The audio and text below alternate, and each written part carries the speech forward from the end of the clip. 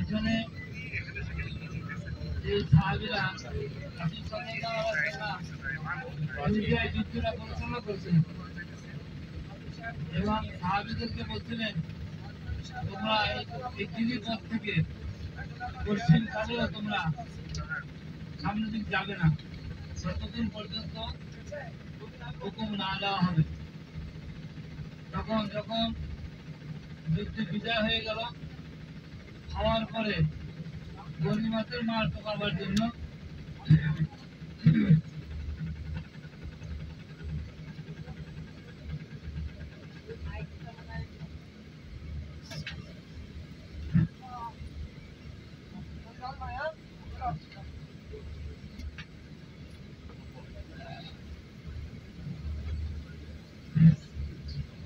যখন যুদ্ধ সংগঠিত হয়েছিল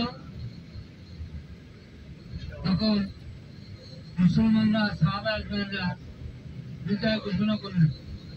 তখন এই সুবাদে সাহাবা একজনেরা কাফেরদের মালগুলি চোকাবার জন্য যে গিরিপথ থেকে রাসূল বললেন এই পথ থেকে পশ্চিম কালো হুকুম না দেওয়া পর্যন্ত সবাই যাবে। কিন্তু তখন কি করলো গনিমতের মাল ঢুকাইতে শুরু করলো আর ওই ফাঁকে ওৎপথে থাকা যে কাফেররা তারা গিরিপথ দিয়ে আবার আক্রমণ করার পরে তখন মুসলমানরা পরাজয় বরণ করলো। এমনকি রাসূল সাল্লাল্লাহু আলাইহি ওয়াসাল্লামের একটি দন্ত মোবারক শাহাদাত বরণ করলো। যখন শাহাদাত যখন একটা দন্ত শহীদ হয়ে গেল রাসূল সাল্লাল্লাহু আলাইহি ওয়াসাল্লাম রক্তাক্ত অবস্থায় তাকে সাহাবারা ধরে এরকম পাহাড়ের প্রদেশে নিয়ে গেল। যাওয়ার পর সেখানে একটা গর্ত আছে, হ্যাঁ আপনারা দেখতে পারবেন। ওই গর্ততে দেয়া রাসূল সাল্লাল্লাহু আলাইহি ওয়াসাল্লাম শহীদ ছিল। এমনকি আরেকটু উপরে উঠেছিল এবং পাহাড়কে আল্লাহ তাআলা বলছিল পাহাড় তোমার পাশে কে শুয়ে আছে দেখো, তুমি আমার রাসূল সাল্লাল্লাহু আলাইহি ওয়াসাল্লামকে জায়গা করে দাও। আর সেখানে পাহাড় থেকে দুই ভাগ হয়ে গেছে। আমি সেখানে গিয়েছি। এটা একটু সুবিধা আমাদের এই নাচুলা গাড়ি সোজা দেখা যায়। এই মসজিদে যে একটা দেখা যায় না মিনার, ওই মিনার সোজা পাহাড় ফাটল আছে, ওখানে যাইতে যায় না। এখানে যে রাসূল সাল্লাল্লাহু আলাইহি ওয়াসাল্লাম এখানে 3 দিন পর্যন্ত এখানে চিকিৎসা দিয়েছিলেন। পরে আবার বিজয় লাভ করলেন। এটা ঐতিহাসিক বিষয়, একটা ঘটনা। কিন্তু ওদের ময়দানে এটা জায়গাটা দেখা যাচ্ছে এই যে মসজিদ দেখা যায় না, এটা পরে মসজিদটা করতে এই মসজিদের সামনে যে পাহাড় দেখা যায় এখানে গিরিপথ ছিল। এখানে পাহাড়টা ছিল। তারা যখন এখান ছেড়ে যখন গনিমতের মাল ঢোকা শুরু করলো এই ফাঁক থেকে ঢুকে তখন রাসূল সাল্লাল্লাহু আলাইহি ওয়াসাল্লামের শাহাদাত তার দন্ত ছেড়ে দিল এবং অনেক সাহাবী দুনিয়া থেকে শাহাদাত বরণ করলো। সেই এলাকার মধ্যে এটা আমাদের হাতের বাম হাতে দেখা যায় যে এই গিরিপথ থেকে যে ঢুকছিল কাফেররা ঢোকা রাসূল সাল্লাল্লাহু আলাইহি ওয়াসাল্লাম শহীদ করেছিল।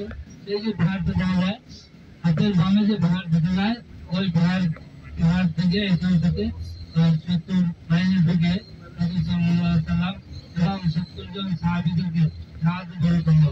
তার মধ্যে আমির হামজা রাদিয়াল্লাহু তাআলা এই যে ওয়াসি নামে এক কাফের ছিলেন, তিনি তখন কাফের ছিলেন। রাসূল সাল্লাল্লাহু আলাইহি ওয়াসাল্লামের আপন চাচা ব্যক্তি বললেন তার কলিজাটি মেরে এরকম ভাবে চিবিয়ে খেয়েছে। রাসূল সাল্লাল্লাহু আলাইহি ওয়াসাল্লাম জীবদ্দশায় তিনি শুনতে পাইলেন যে আমি তার চাচা আমির হামজা রাদিয়াল্লাহু তাআলা তিনি এরকম ভাবে নির্মমভাবে হত্যা হয়েছে। এমনকি 100 অধিক তার গায়ে এরকম ভাবে কবরের আঘাত ছিল। রাসূল সাল্লাল্লাহু আলাইহি ওয়াসাল্লাম যখন বেহুশ হয়ে গেলেন এরকম ভাবে আবু তালহা রাদিয়াল্লাহু তাআলা তিনি তার পিঠ দিয়া রাসূল সাল্লাল্লাহু আলাইহি ওয়াসাল্লামের গায়ে যুক্তি রাখতে সব তীরগুলা নিয়ে এরকম ভাবে তীরের মোকাবেলা করলেন। দেখা যায় যে রাসূল সাল্লাল্লাহু আলাইহি ওয়াসাল্লামকে বাঁচাইতে দেয়া আমি আবু তালহা রাদিয়াল্লাহু তাআলা পিঠের মধ্যে 70টার মতন এরকম ভাবে তীরের আঘাত ছিল। সেই তীর বিদ্ধ হয়েছে। সেই জায়গাটা এখান থেকে দেখা যাচ্ছে। ছোট্ট একটা ফাটল দেখা যাচ্ছে পাহাড়ের পাশে ডান হাতে ও ছোট্ট একটা ওই ফাটল বেরোচ্ছে। ওই ফাটলটা আল্লাহ ধান কেটে রাসূল সাল্লাল্লাহু আলাইহি ওয়াসাল্লাম ওইখানে চিকিৎসা দিয়েছিলেন। আর আবু তালহা রাদিয়াল্লাহু আনহু রাসূল সাল্লামকে নিজের জানের চেয়ে বেশি ভালোবাসতেন। আর তিনি যখন এরকম ভাবে এখনো দুই নয় 70-70টি তীর বিদ্ধ ছিল তার পিঠের মধ্যে, তিনি সাহায্য দান করলেন। এরকম ভাবে এখনো দুই নয় 70 জন সাহাবী এখানে সাহায্য দান করে এখানে সাহায্য করেন। আমরা ইনশাআল্লাহ সব ভাই আমরা সেইখানে যাবো অল্প সময়ের মধ্যে, রোদ্রের মধ্যে আসলে কষ্ট দেবো না। মা বোন রয়েছে যারা যেতে পারেন যাবেন, যে মা বোনদের কষ্ট হচ্ছে যাবেন না তারা বাঁচতে বেশি অল্প সময়ের জন্য আমরা